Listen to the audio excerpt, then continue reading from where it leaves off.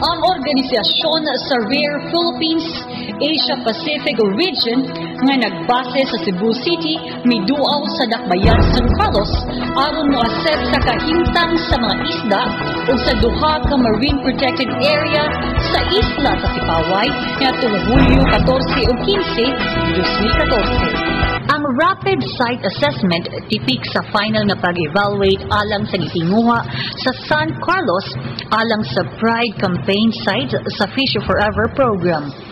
Sila nakikimamat ni Mayor Gingo Valmayor dito sa buhatan sa Mayor uban kanila ni Engineer Loreto Sanchez, OIC sa City Environment Management Office, Fishery Division Head Edward Burgos ug mga staff ni INI.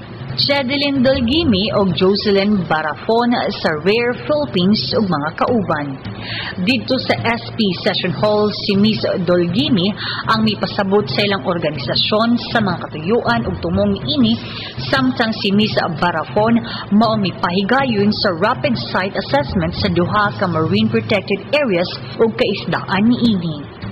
Ang assessment nagpunting sa tanan gikan sa pagtukod sa mga MPAs hangtod sa kasamtangan nga kahimtang niini. Ang Rare usa ka organisasyon sa tibuok kalibutan nga anda motabang sa pagpalambo sa pamaagi sa pagpangisda nga mahimong malungtaron.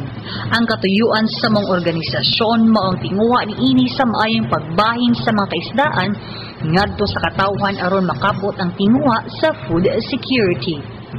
Ang programa sa Rare nga Fish Forever nang tinguha sa paghatag gahom sa katilingban sa mananagat sa ilang pagdumala sa kadagatan ug pagligon ni ining mga tawhana sa pagpadaghan sa ilang pagkaon gikan sa dagat ug sa pagpanalipod sa kadagatan batok sa mga dili maayong pamaagi sa pagpanagat.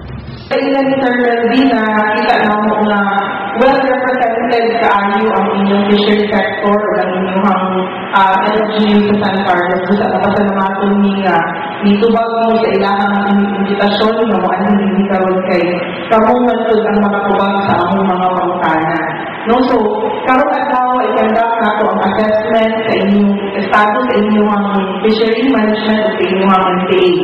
So, inaagin ng mga assessment na dibatan nato sa maayong mga practices na yun ang ginabuhat sa inyong fishery management at sa inyong MPA.